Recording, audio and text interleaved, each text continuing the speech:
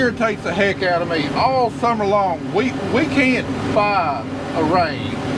Crops are done. It's time to get them out. The floodgates open up. After seeing how that gearbox is put together, I have no idea how that thing was running all through corn harvest. How it just didn't give up the ghost. I mean.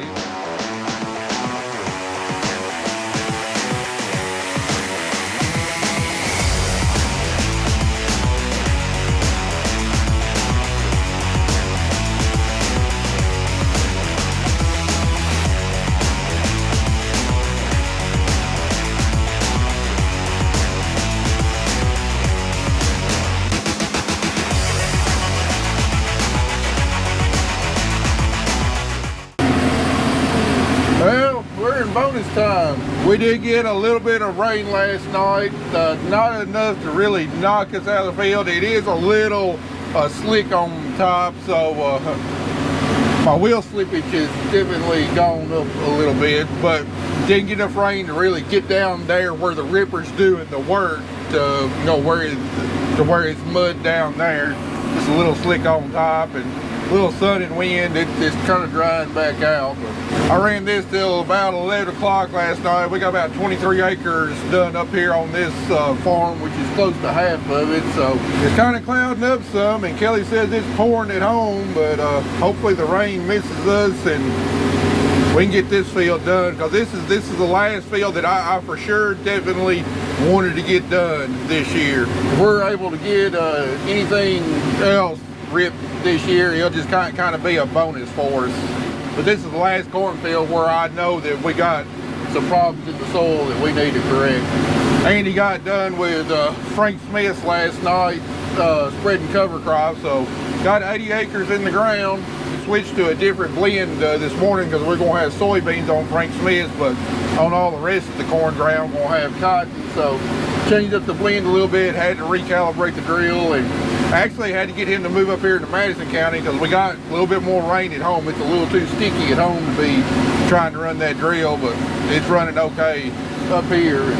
I don't know how much time we're going to get. If we can get today in, I think we'll get tomorrow in. But I think like Wednesday night, Thursday night, they're calling for a lot of rain, potentially 1 to 2 inches, and that'll definitely, I believe that'll probably end the ripping for the year, and definitely put the cover crop drill and put it on hold for a while. We put in the long hours, just try and get as much done as we can. Well, that sure didn't last long. I don't even know if we'll make it back to the other end of the field.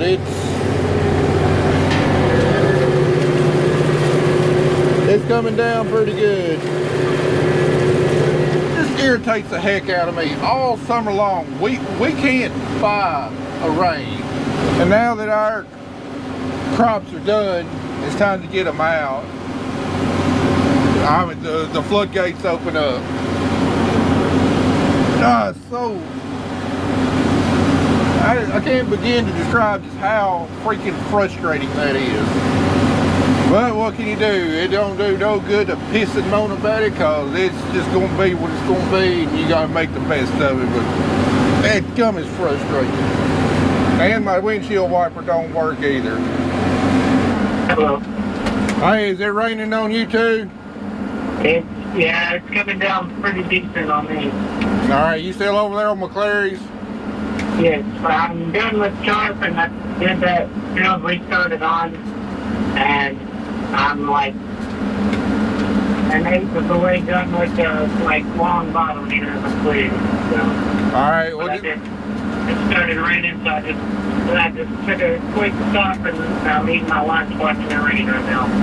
Alright, well just meet me up there at the front. I'll pick you up. Okay. Alright, bye. I can't hardly see where the truck is now. Yep, we are done. For how long? I don't know. Maybe permanently. Well, surprise, surprise, we're back for another day. I thought maybe the other day was going to be our last day of ripping, but sun came out and it's kind of dried back up. I'm almost positive this will be the last day of ripping. Got a hurricane about to hit Florida tonight and race its way north, and then supposed to kind of curve back around to the west. So I've seen anywhere from 1 inch of rain predicted to 6 inches of rain predicted for our area. If we get 6 inches of rain, I feel pretty confident won't be no more ripping this year. By the time it dries out enough down in the soil to do some good, I just don't think we're gonna have the time, because we're gonna have too much other stuff going on. But anyway, guys, please join me in saying a prayer for, I mean, not only all the people in the path of this, it could be a potentially, I mean, absolutely devastating hurricane, but especially for all the farmers in Florida, Georgia, you know, Alabama, North Carolina. You know, I complained about the rain here the other day, but that's just a very minor, tiny frustration compared to what these folks are about to go through. There's still tons of crop in the field, especially there in Georgia, going up towards North Carolina. A lot of cotton is ready to pick. Peanuts are being dug right now. I think probably a lot of the corn is out, but you know, cotton and peanuts is those folks' primary industry down there. In 2018, I believe it was Hurricane Michael came through about this time up through South Georgia, and all those cotton fields that were ready to pick, it absolutely devastated those fields. It literally blew all the cotton out of the plant and onto the ground. Whereas guys had, you know, a 1,500 pound crop when they were finally able to harvest after the hurricane. I think they had, like, I read some reports, you know, they might have had like a 100 pound crop. I mean, just talk about absolutely devastating. You know, it's, you know, you've seen us, you know, almost lose a crop before on this channel due to drought, but that's a whole different situation. That's something you see coming, you know, you can kind of prepare for. You see your crop you know, slowly withering away, and while that's terrible, it's different than a hurricane coming through. Those folks down in Georgia, you know, they've watched their crop grow all year long, and they know what they've got right now, and then just in an instant it can be completely wiped out with no chance to prepare financially. You know, they've got all of their inputs applied to the crop. They weren't able to, you know, reduce the inputs to reduce costs, so they got all the costs associated with the crop, and they got the very real potential of losing it in almost an instant. So guys, please join me in saying a prayer that they can weather the storm. The damage isn't going to be as bad as what is predicted, and if it is that bad, that they are able to financially recover and put in another crop next year and try it all over again. And I know by the time this video comes out, everything will be long said and done down there, but the recovery efforts that we're praying for specifically, I mean, they could take years to be able to financially recover from the potential losses they're facing. So anyway, let me give you a little update on what's been going on the last couple of days. I last saw y'all on Tuesday. So yesterday, Andy was actually able to still keep planting yesterday. The farms he was on, they didn't get near the rain that up here at Porter Cable, so he was able to keep planting. I think he was only knocked out about a half a day on Tuesday afternoon, but so we were able to get quite a bit more acres of cover crop planted. He's still out there planting today. Also yesterday, we got a lot of our double crop soybeans aerial seeded with cover crop.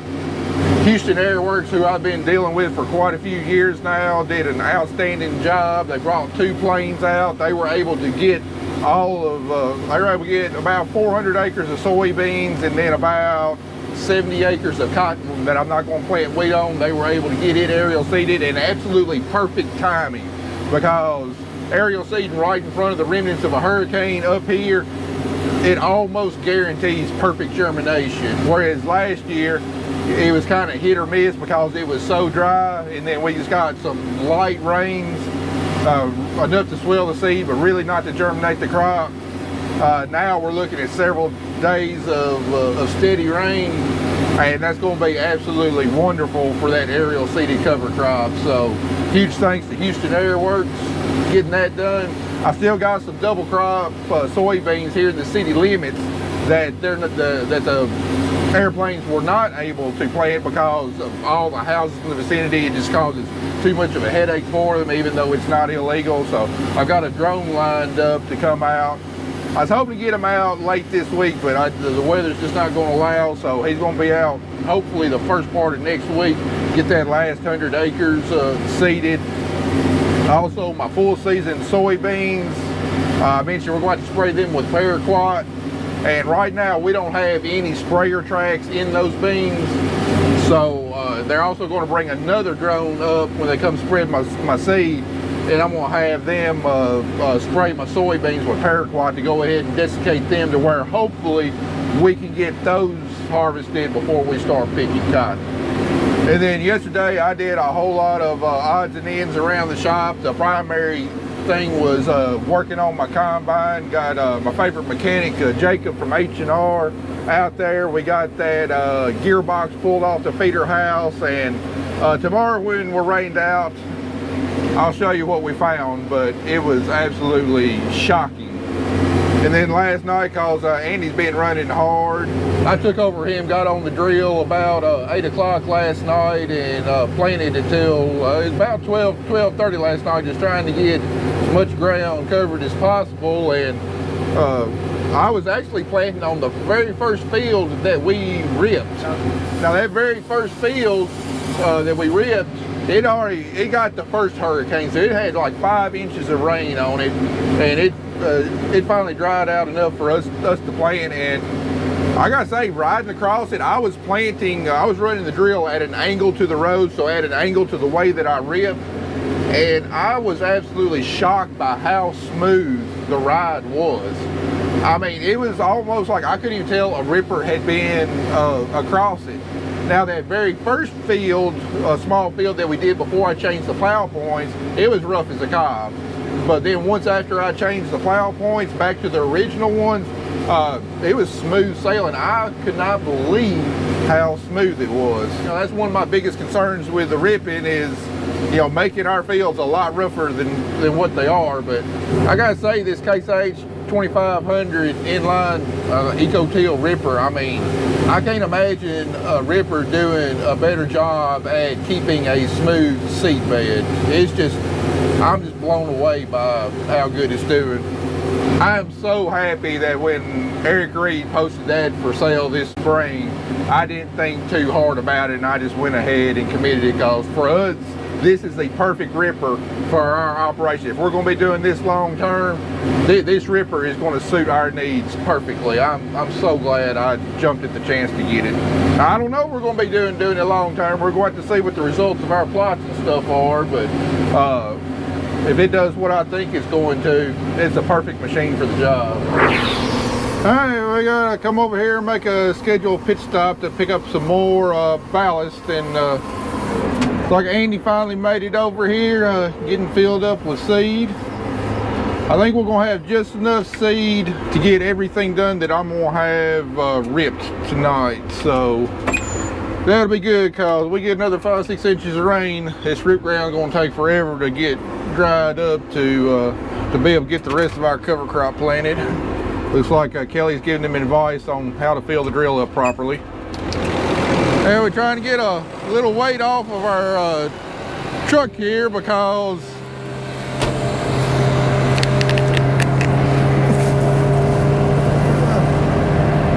I got tire problems. The tire on that inside dual is literally separating like a tennis shoe that the tread's coming off of.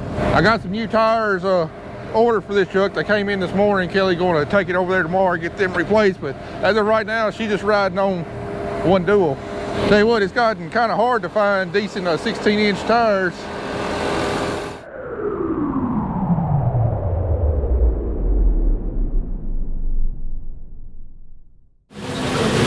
Well, I just broke a shear bolt there on that outside plow. It happened right over there, man, out in the middle of the field. So it wasn't a tree root, I don't think anyway. I don't know what was underground. I never did pull it up. But all we like that I was wanting to get done is just the rest of this field. We got about another 3 acres or so. We're gonna be ripping with a 5-shank ripper instead of a 6-shank ripper because I ain't got a bolt on me. We're a good long ways from home, and Kelly's unparked the service truck, so we'll just make do and let that plow just flop around till we get done. When we get done with this field, we will have gotten all of our hill ground done, more than I was really wanting to get done initially. But we still got quite a few acres in bottoms here, but I mean, would ripping help it a little bit? Possibly. I mean, there's probably some compacted streaks from grain buggy or whatnot through there, but the part that was really needing attention, we got all that done. And not a moment too soon, because I just checked the weather forecast. Starting after 2 a.m. tonight, 80% chance of rain, 100% chance of rain tomorrow, 100% chance of rain tomorrow night, and then petering off sometime midday Saturday. And they say potential up to like 6 inches of rain. So anyway, right now Andy's about 60 acres, 65 acres behind me. And with all that rain coming in, this rip ground is going to take forever to dry out to get that drill across it. We got just enough seed to get all that done that I'll be able to get ripped today. Get done with this field and run here in Jackson, grab me a bite to eat because it's going to be a long night, and then I'll swap out with them and keep going till we get all this ground covered. And then after that, I'll feel pretty dang good. These bottoms and stuff, even though they're bottom grounds, next week they'll dry out a whole lot quicker than what this hill ground is that I've ripped. So, well, hey, at least if it's going to rain, it's doing it on the weekend or right there real close to the weekend rather than the middle of the week. Give me a chance to get caught up on editing videos, get a little R&R. Because look at the forecast, we're going to have a busy week next week. Looks like a pretty forecast. We got cover crop to spread, cover crop to plant, cotton to defoliate, soybeans to spray. So part 2 of our harvest can get underway. Well, our day's done. I swapped out with Andy like 15 minutes ago, and then all of a sudden that popped up, came out of nowhere. So I got about 36 acres shy of my goal, what I was wanting to get done, but oh well, it'll still be here next week. So reckon I'll bring you back in the morning and show you what the carnage to the combine looks like.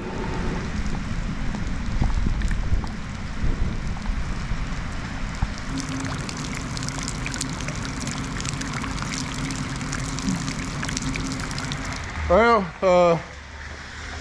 Hurricane Helene, anyway, it is officially arrived, so we are definitely done in the fields for a few days. So gonna be a few days of getting things ready to go again, and also cleaned and put up. So on my combine here, the gearbox that goes right here that drives our rock trap beater and our feeder chain is the one that was leaking so terribly, and I promise to show you what the carnage was. So let's take a look at it.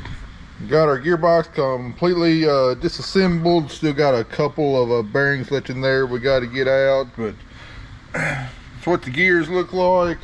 Here's a clutch pack for it, cross shaft, and the 2 shafts here. Notice this one still got a bearing on it. Looks good. Notice that one's just got a race lift on it. Because when we took it off, what we found that was left of that one bearing was this right here. We actually had 3 balls missing on that race. How that thing was still running, I have no idea. Speaking of the devil, HR already showed up to get this thing put back together. So this shaft right here had a bearing identical to this, and like I said, when we took it off, there was at least 3 balls missing. We never found the balls, but the amount of metal we pulled out of the gearbox was probably a result of those balls getting ground up. But No teeth got damaged or anything that we can tell. Everything still looks good. So what we're going to do is a reman gearbox with $5,700. With labor and parts and everything else, we can rebuild this gearbox for somewhere around $2,500. So that's the route we're going. But all the bearings going to get replaced. 2 shafts right here are going to get replaced because the seal kind of ate into them. But everything else looks good. So slap some new bearings in there, some new shafts, new seals. This thing ought to be good to go. Everything showed up that we needed. Anyway, while me and Jacob put this gearbox together, you're gonna get to start changing the round bar concaves out to the large wires, and get started at least on the back vanes, the front ones. We're gonna have to probably gonna take both of us to get them adjusted back into the mid position, start getting swapped over to soybeans. Yeah.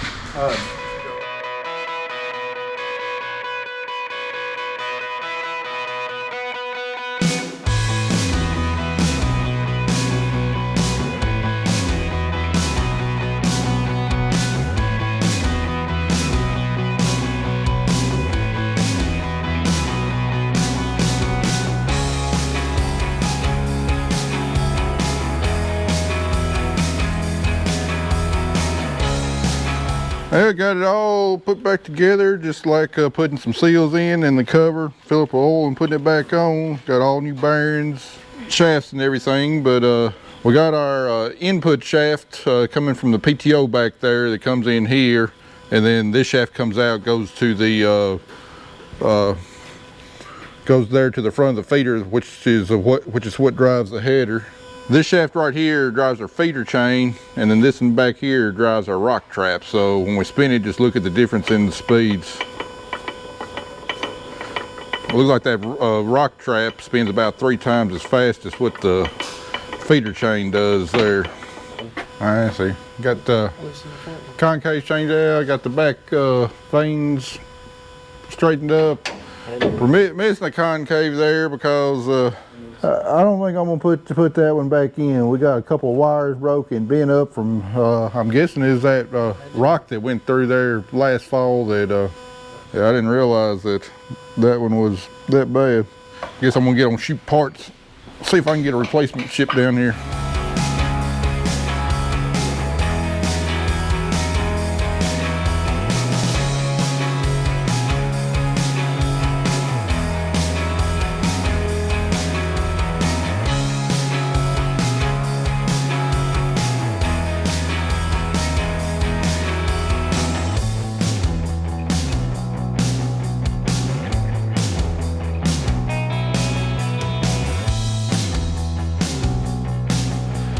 All right, we got everything put back together on the combine. After seeing how that gearbox is put together, I have no idea how that thing was running all through corn harvest, how it just didn't give up the ghost. I mean, it was pouring oil out there pretty quick, but how it was still running with half the balls and that bearing just gone or getting ground up into powder inside the gearbox, I have no idea, but that's got to be one pretty tough gearbox there. We got our concave ordered, and I believe once we slap that in, she'll be ready to cut some beans. But unfortunately, I think it's going to be a few days away. So in the meantime, we got a header that needs to get washed off. I got a lot of mud on the drill last night. It needs to be washed off. We got some repair on it, and it looks like Andy's ready to play in the rain. Dripped out. You gonna be singing in the rain today? I just don't have my pants on. I can put my purple ones on. I'm good to go. Let's go. That's the best way. Dancing in the rain, singing in the rain. Unlike you who just wears a t-shirt, we're over here dressed like Eskimos. We're just raining Eskimos. So anyway, that's what we're going to be doing over the next few days, just getting all of our odds and ends taken care of, the little nagging things that's broke, making sure everything's ready to go for the field, so when the sun does shine again, we can blow and go.